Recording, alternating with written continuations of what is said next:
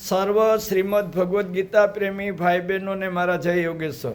આજ તારીખ 10/5/26ના રોજ ગીતા સૂત્ર વિડીયો નંબર 57 છે.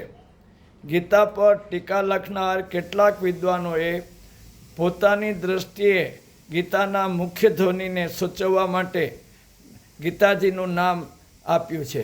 જેમ કે એક પંડિત સાતવલકરજીએ પોતાની ટીકાનું નામ પુરુષાર્થ બોધિની એવું ગીતાનું નામ આપ્યું છે.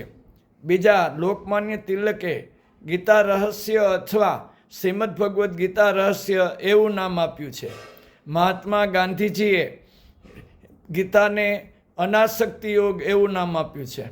આત્મદર્શન કરવાના એ અદ્વિતીય ઉપાય છે, એટલે કે ફલત્યાગ.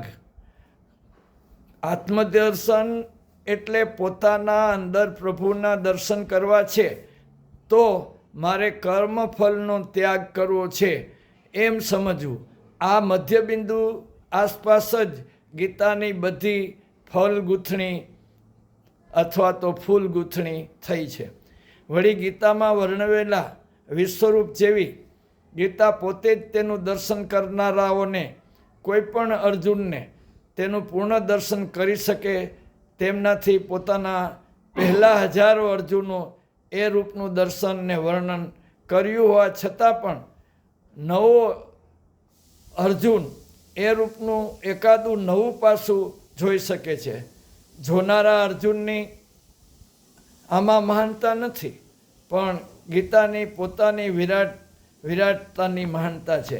મહાત્મા ગાંધીજીએ તે પ્રમાણે આત્મદર્શનની ભારે તાલાવાલી જાગી હોય એ લોકો કોઈ પણ એક કાળે સમાજમાં કેટલા હોવાના? આ પ્રશ્ન છે. અને તેનો જવાબ શ્રીમદ ભગવદ્ ગીતા આપે છે કે અધ્યાય 7 શ્લોક 3માં શ્રી કૃષ્ણ ભગવાન કહે છે કે મનુષ્યાણામ સહસ્રેસ્તુ કશ્ચિત યતતિ સિદ્ધયે, એટલે કે હજારો માણસોમાંથી કોઈ એક મને પામવાનો પ્રયત્ન કરે છે.